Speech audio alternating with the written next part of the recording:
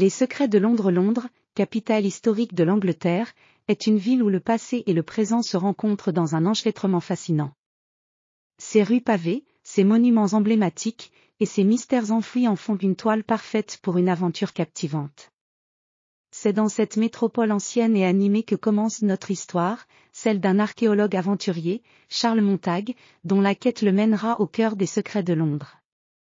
Charles Montague, un homme de 40 ans au regard vif et à l'esprit aventureux, était un spécialiste des civilisations anciennes. Depuis son enfance, il était fasciné par les légendes et les mystères des grandes villes historiques. Une rumeur persistante, transmise par des érudits et des explorateurs, parlait d'un trésor caché quelque part sous les rues de Londres, un artefact précieux datant de l'époque médiévale. Déterminé à percer ce mystère, Charles se lança dans une expédition. Son voyage commença par une visite au British Museum, un sanctuaire de l'histoire où les artefacts de civilisations passées reposaient dans une majestueuse tranquillité.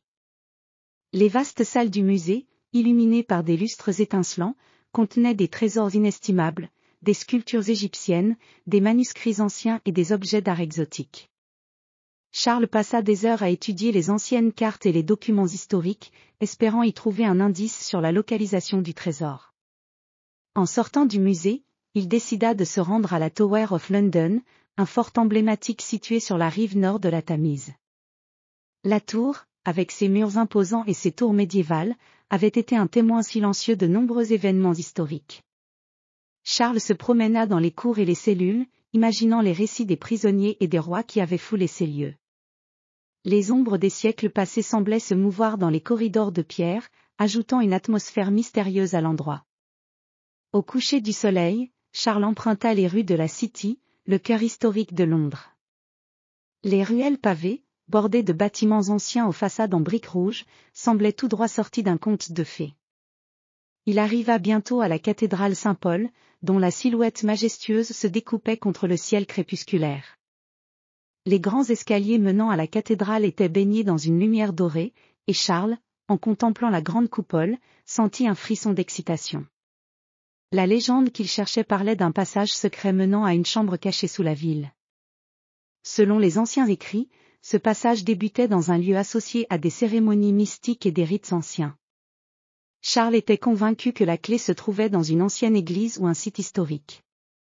Sa quête le conduisit à la découverte d'une vieille église désaffectée, nichée dans une ruelle étroite du quartier de Soho. L'église, en dépit de son état de délabrement, conservait une beauté mélancolique.